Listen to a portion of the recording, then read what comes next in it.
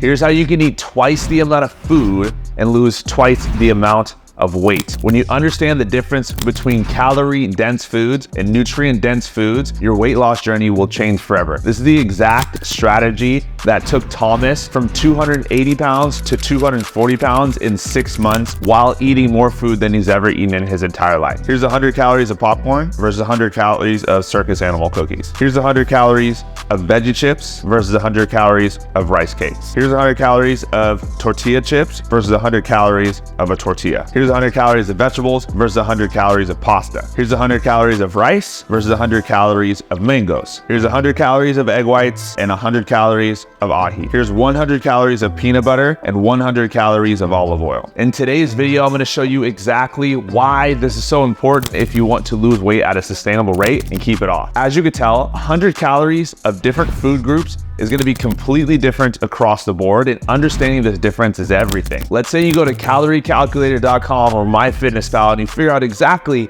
how many calories you should be eating to lose weight. You try to eat those calories, but you feel like you're starving yourself when you're in your weight loss process. The reason you feel like you're starving is because you're simply choosing the wrong foods. What calorie density means is calorie density is the amount of calories within 100 grams of any food group. If you choose more calorie dense foods versus more nutrient dense, high volume foods, you are going to feel more hungry compared to if you were to choose the nutrient dense foods. This is the exact problem that Thomas was struggling with during his weight loss journey before we switched him over and put him on his meal plan. When my clients start their programs, one of their biggest struggles typically is they feel like they're eating too much food or more food than they ever were before. The reason is because we changed the food sources. You may not have a self-control problem like you think, but the reason why you can't stay on top of your diet is simply because you're choosing the wrong food groups. You may be doing everything in your power to lose weight and to make the right food choices, but simply because of your lack of knowledge, you can't stay consistent. Once you learn how to do this properly and choose the right food sources,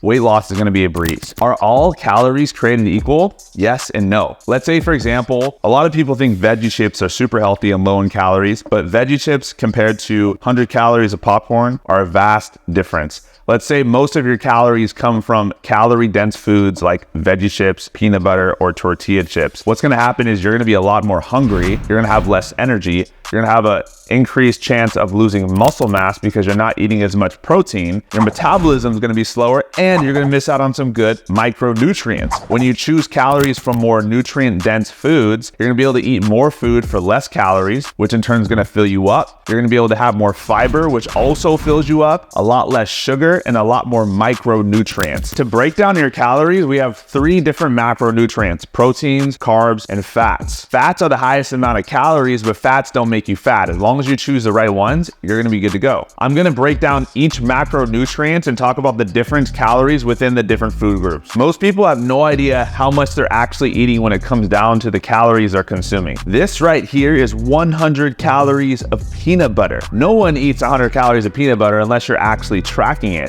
When you have no idea how much you're eating, it makes it extremely easy to overeat. The most calorie-dense food actually is olive oil. When you're cooking with olive oil all throughout the day, what happens is you're adding on hundreds and hundreds of extra calories that you're not even accounting for. There's nothing wrong with using olive oil, but if you're going to use olive oil with your cooking and throughout your day-to-day meals, you got to make sure you're actually tracking it. What I like to do instead is use things like olive oil spray or even water to cook to save myself on calories. Next, we're going to take a look at proteins. This is a huge problem for a lot of people because they think all proteins are created equal. Yes, you can get a ton of protein from tri-tip and ground beef, but they're not all the same. For every 4 ounces of the tri-tip, there's 11 grams of fat. For every 4 ounces of 80% ground beef, we have 28 grams of fat. Now, when we're comparing these 2 ground beefs, the 80% lean ground beef versus the 93% lean ground beef, these have completely different fat content. 8 grams of fat for the 93% versus 22 grams of fat for the 80%, which is going to lead to a significant difference in your calories overall. Now let's look at the flank steak versus the ahi. Here's 100 calories of ahi. One of the things I love about seafood like ahi and shrimp is it's It's super high in protein and very low in fat, meaning it's gonna be low in calories. 100 calories right here. When we're looking at the flank steak, 4 ounces of steak is gonna be 12 grams of fat versus 0 grams of fat here. I love me some flank steak, but every time I eat steak, I have to make sure I'm tracking it so it fits in my calories. Now when we're looking at 100 calories of egg whites, this is pretty much an entire bowl that you can eat. So one of the best ways to increase your protein and keep your calories low is to start implementing more egg whites into your fat loss goals. So what I like to do is I like to combine eggs with egg whites to increase my protein and keep my calories lower when I'm eating eggs. Now when we're breaking down 100 calories of vegetables versus 100 calories of pasta, you could see right away which one is going to be a lot more filling. Just by eating an entire plate of vegetables, you're going to be able to eat more food compared to 100 calories of pasta. Now, if you want to eat 100 calories of pasta, that's completely fine. Just make sure you're tracking it out and understand the difference that this is going to fill you up a lot more. One of my secrets to eating more nutrient-dense foods is having the right amount of fruit. One of my favorite fruits and one of the most underrated fruits of all time, in my opinion, is mangoes. This is 100 calories of mangoes. You can eat an entire bowl of this, feel extremely full and energized, and get the micronutrients that you need. Now, this is depressing. 100 calories of mangoes, 100 calories of cookies.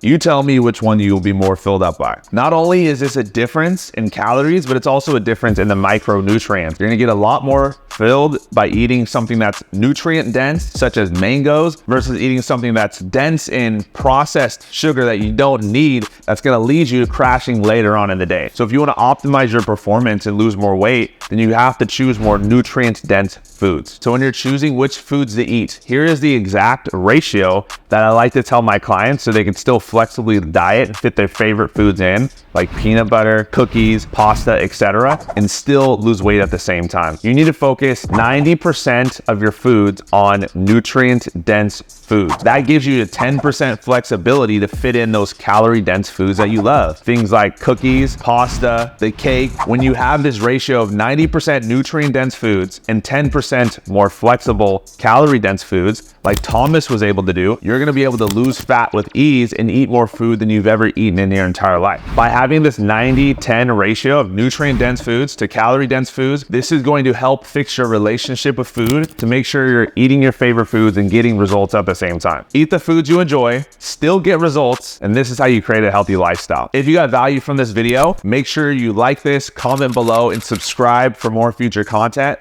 Let me know in the comments below if you have any questions or you want me to make videos on other future things. And if you want more help on structuring a meal plan so you could lose weight easily and take all the guesswork and thinking out of your plan, then what I want you to do is fill out the link that I'll put in the description below, and I'll reach out to you personally to see how I can best help.